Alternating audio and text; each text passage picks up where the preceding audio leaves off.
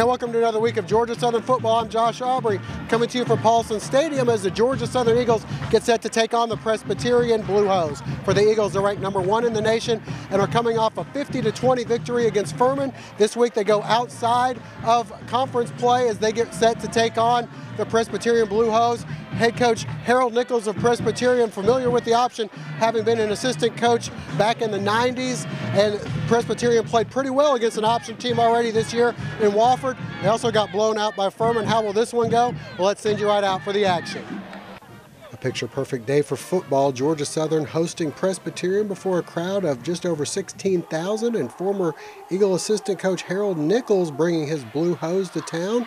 Early in the first, a blocked field goal by the Eagles would help spark the Georgia Southern offense as Jabo Shaw drops back to pass, and he hooks up with Jonathan Bryant for a first down into Blue Hose territory. That would result in this.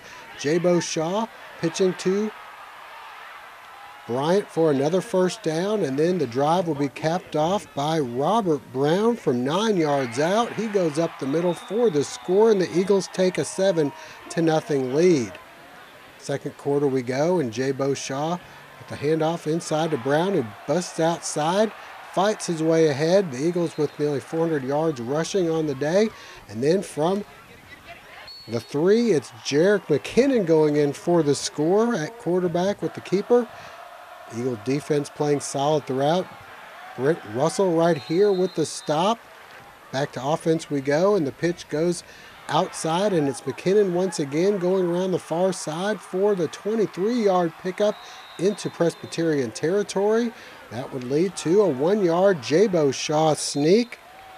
The Eagles with a 21-0 lead at this point.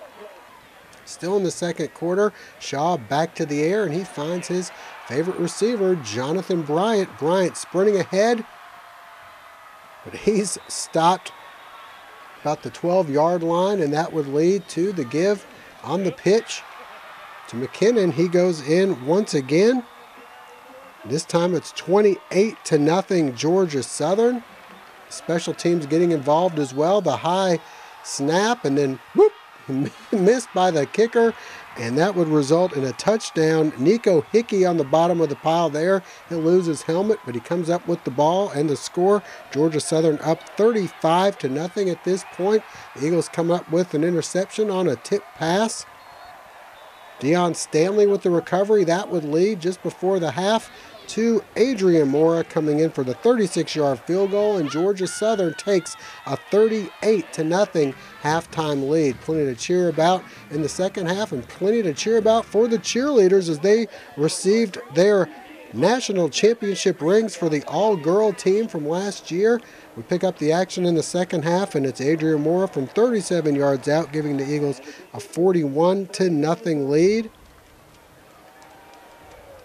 The second teamers getting plenty of action in the second half, and here Devin Scott will go 42 yards all the way down to the 28-yard line.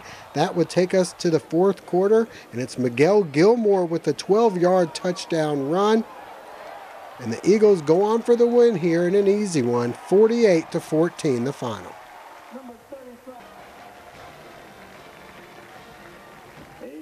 This newscast is brought to you in part thanks to Ogeechee Technical College, education with purpose. Call today 681-5500 or visit them online at ogeecheetech.edu. Around this time every year, Georgia Southern becomes a bit more sinister. We invite you to bring your friends and family to have a stroll with us at the Georgia Southern Haunted Forest. It takes place October 25th through the 29th and on the 31st from 8 p.m. until midnight. There's no telling what you might see and experience. We just hope you can make it out alive. GSU Haunted Forest is located behind the Paulson Stadium tailgate lot on Malecki Drive. The coaches make sure that we're ready to go through practice and through meetings and things like that to have the game planned down. And on Saturdays, it's the same thing every week. We play like it's the biggest game of the year, and we don't take any team lightly, and we won't the entire season no matter who we play. You know, they played Wofford really tough, and, you know, they're a good football team. We were just able to make some plays today and score some points. So, you know, it's a good win today.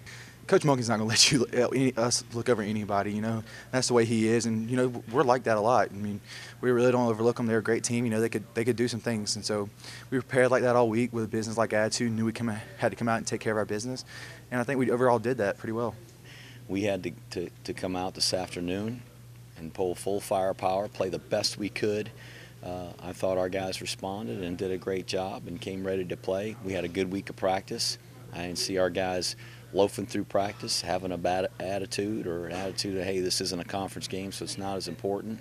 I think our guys know what's at stake, and that it was an extremely important football game.